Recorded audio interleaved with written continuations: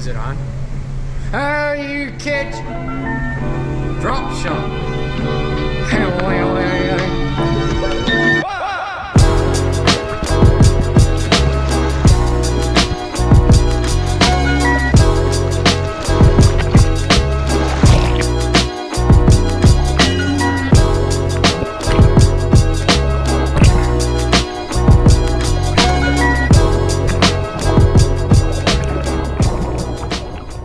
Hey guys, Justin here. I'm here. It is Thursday, like I do every Thursday. I give you guys a fishing report, and all I can say is don't listen to the DNR's report. They don't know what they're talking about when it comes to what you guys have been out here catching. So let's dive right in. We're going to start this week's out a little differently. Normally I do like bluegill or something, but I want to start out yellow perch this week. I have been saying for several weeks that the yellow perch bite is really good, and we should have a phenomenal fall. And guess what? Guys are catching a lot of perch already.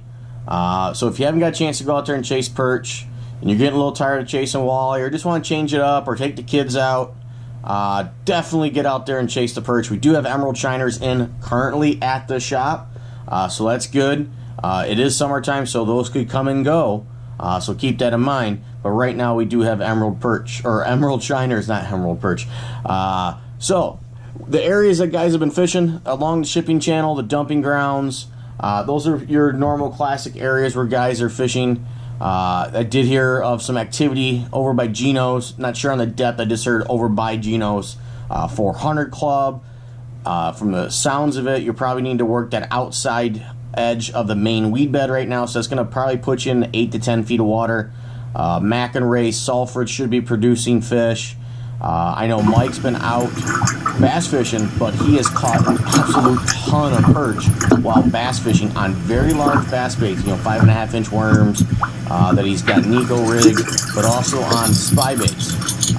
So there is some good perch out here. I'll show you a quick little clip of one of the perch that Mike stone dead hook setted him. So yeah.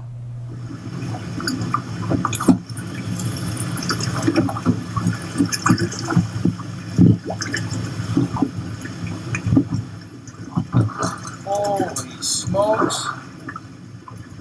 Would you look at that? Okay.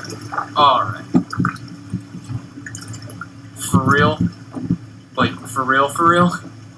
He hit it. I felt the whap!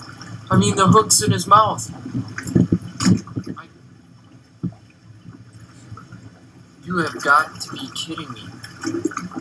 Look at this.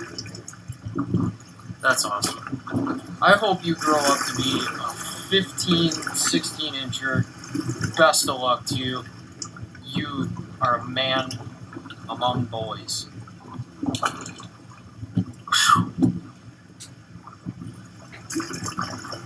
God. Your minnows are too big. Where am I going? Shark fishing? I can't use those big minnows.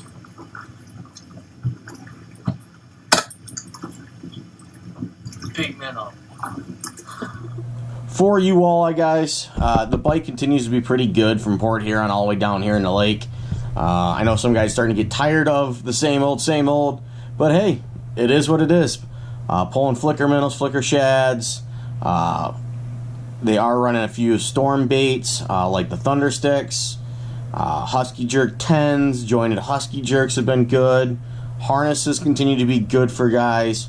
The variety of areas, anywhere from 14 to 20 feet of water, has been good. So basically the whole center of the lake in your normal areas where they're holding up, the weather buoy, dumping grounds, 29 can area.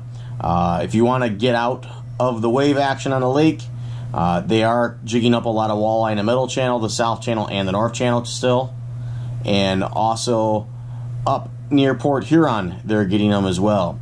So get on out there, chase those walleye, enjoy the bite that we have right now. Musky fishing seems to be kind of stabilized now. Guys are having more consistent success. The numbers are maybe not as good as they have been the last couple years, but there's still a lot of quality fish going on.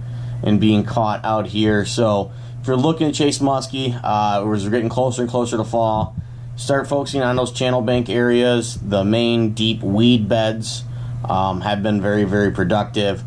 So try jigging the south channel and the middle channel if you want to get off the lake and do some vertical jigging. Those might be some good areas to try out.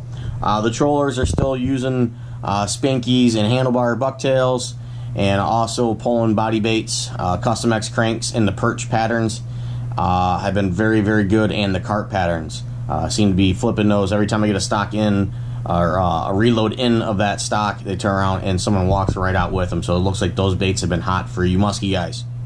For you bass guys, I'll give you the true lowdown. On my way in today, I actually read the DNR's report for the lake, and I gotta say that is probably the most inaccurate report I have seen them put out in a long, long time. They said bass fishing was sluggish. That couldn't be farther from the truth. Everybody I've talked to that has been out has been doing extremely well. They seem to be targeting anywhere from 12 to 16 feet of water right now. Fishing a variety of techniques, a couple things that are maybe not something you would first think about for those depths, but they are being extremely, extremely productive.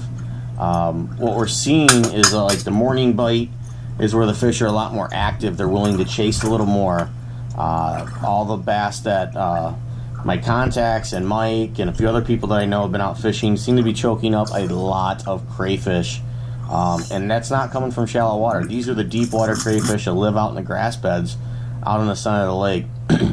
So the tactics and techniques that I would be having ready to go on my deck if I was heading out today or through the weekend, first and foremost, I would have a spy bait, an 80 and a 90 tied on, ghost perch, prism gill, chartreuse gill, gold perch, ghost minnow. Those are my go-to colors out here. In the 80 and the 90 size, we should have the new chartreuse shad in here shortly. It's a pretty cool new bait from Duo. I actually got one on my desk here that they sent me as a sample. But that bait will be here hopefully by the end of the week for you guys, along with the Aaron Martin jerk baits. Jerk baits are doing well for guys too when the fish are in a really active mood and they're actually out here and they're ripping the bait.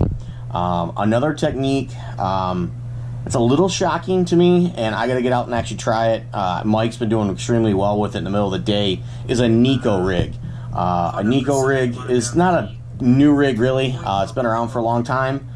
Just kind of got renamed and it's got some favor with non-tournament guys finally. And Mike's actually found it's been pretty successful out in the deeper water. And I think what's going on is because of the way the Nico worm is being presented to the fish, it's basically mimicking the claws of a crayfish coming up, and they just can't resist that. They have to go eat them because they're out feeding on crayfish. So a Nico rig would be a good technique to be running right now.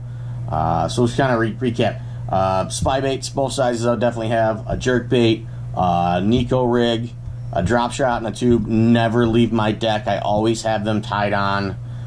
Deep diving crankbaits have been working well when the fish are really active and willing to chase. But when they're not, you got to slow down. You got to finesse them a little bit. So for you bass guys, that's where I would be looking, is in that 12 to 16 foot of water. So good luck.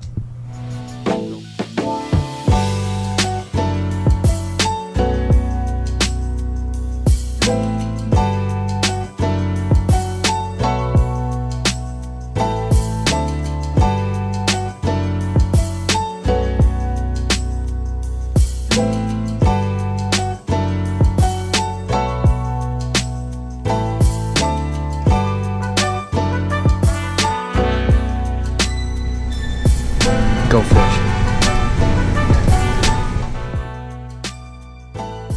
Thanks for watching. Thanks for listening. Be sure to like, subscribe, and share. It helps me, it helps the channel, it helps everyone that likes to catch fish.